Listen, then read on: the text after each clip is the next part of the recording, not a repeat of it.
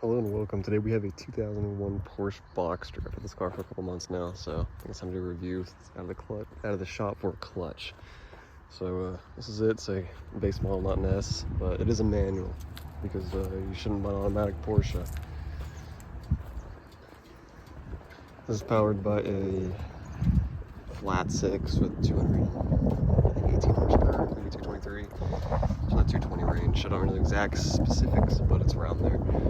And it's pretty fun for a car. Weighs 2,900 pounds around there.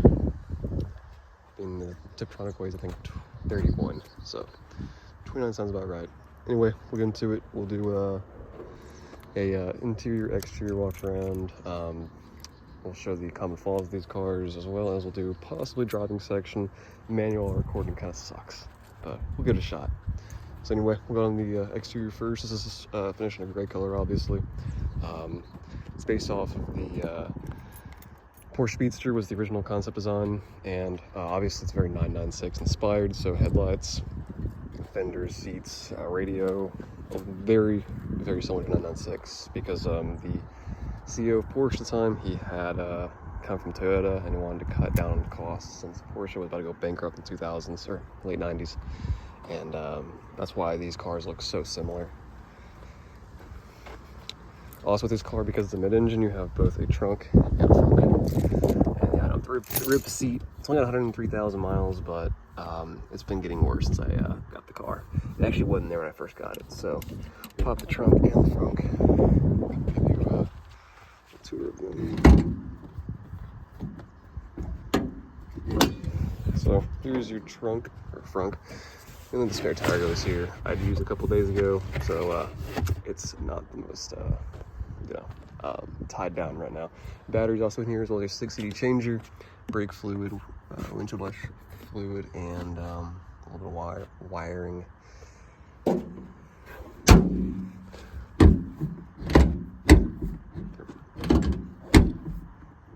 we go. And here is your trunk. I have obviously you can fit a shotgun in here, as well as a bag of tools and a jack. Oil, as well as coolant going here. This is your purge valve for the coolant system, which if you're wondering where it is, that's where it's at. And it's so if you ever bleed your system, that's how you do it. Oil dipstick is in here as well. And this trunk spoiler goes up. I'll show you how to activate it manually, but I think that's up to 70 miles an hour. You also have this wind deflector from factory and the roll bars. So let's go on the interior and I'll show you a little bit of that. As with most Porsches, the key is on this side, though I've only had 928s, so I'm not used to that, but I have gotten used to it. Lights are right here. You have your headlights and turn signals right here, and then your windshield wipers right here, kind of like a Jag. You also have mirror controls are right here, door pocket, a little bit of storage. Here's a little storage compartment as well. Some of the models that have the navigation package, the couple have been moved down here. Climate controls right here, and like most of them, I have a little bit of wear right there. Traction control button, key lock, defroster, top, up and down, and then your hazard light switches. And we'll move the steering wheel real quick just so we can have a little bit of visibility. So obviously you have your tachometer in the middle, speedo, and then your fuel and temperature gauges. No glove box in the early ones, but you do have a lot of storage in this car. So a little bit right here is your ashtray is right there. Center console, you also have this little spot right here, and behind the seats as well. You have small spots right there, as well as seat pockets. These seats were also used in the 911, so very beneficial. Cup holders, like most of them, they're broken, and then you also have some light right there, as well as these little sun visors. The unfortunate part is they don't go to the side; they only go up and down. You also have climate vents, and because it's a small car, it's convertible. You don't really need that much climate vents to really cool down this interior. So we'll show you how to use the top. It's this button right here. You have to have a parking brake up, by the way, and it's pretty quick. It's a nice top.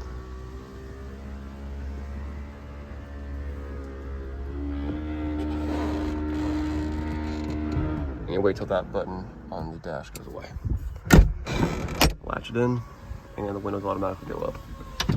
And to release it, just press it, pull it out, and then press this button until it goes all the way down. My top was just replaced last year, so it's in pretty good shape, but a lot of these are pretty worn out, or manual.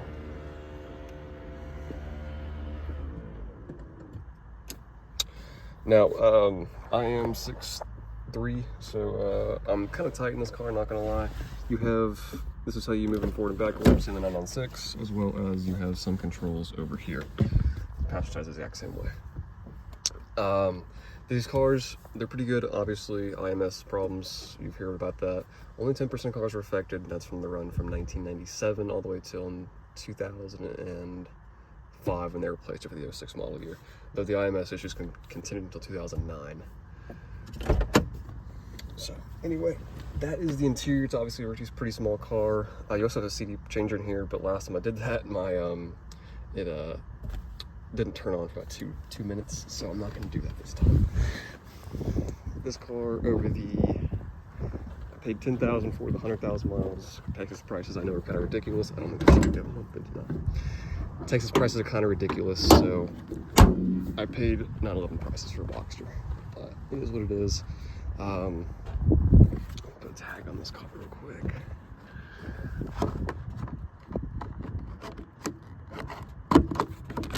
And I'll show you how to use that as well as your jump point. So, jump point on this car, in case you can't get the hood open, it is right in here. You pull this off. Also the manual. The spoiler button is right there. And it looks like that. Anyway, let's take it for a short drive. It's kind of hard to drive stick while I'm filming, except for it's an iPhone, but we'll give it a shot. A little concern there for a second. So, this is the 5-speed. You could get an optional 6-speed, but I wish I had that, but I don't. Just roll down the windows, and let's kind of take it for a drive. But yeah, so far into the car's ownership, it has cost me around $5,000. Clutch I had to do, as well as water pump and thermostat of those, because the dealership I took it to screwed up the clutch job so badly that they broke some coolant lines, and then had they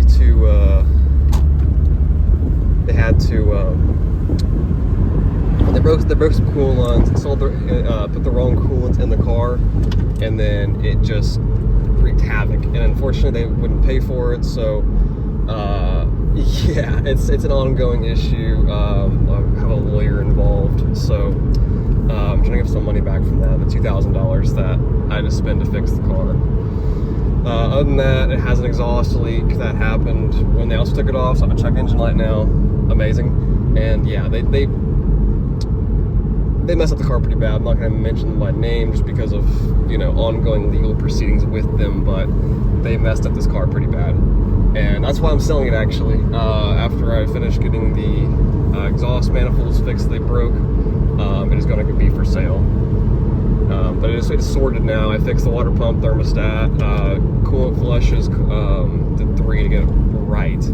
And then the clutch is all new. FCP here with a lifetime warranty.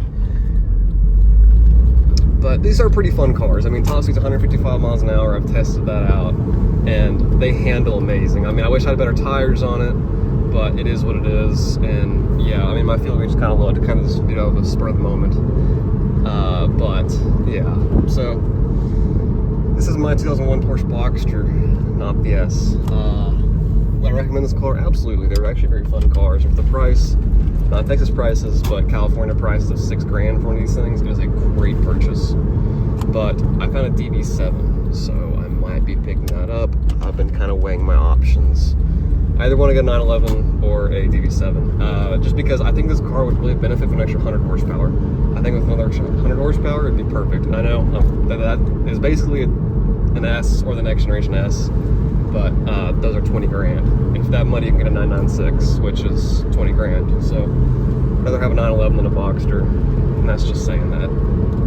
But it's been a great car other than that. I really have enjoyed it. I've taken it on countless road trips to the beach, across the state of Texas. And it has been, in the clutch, fantastic.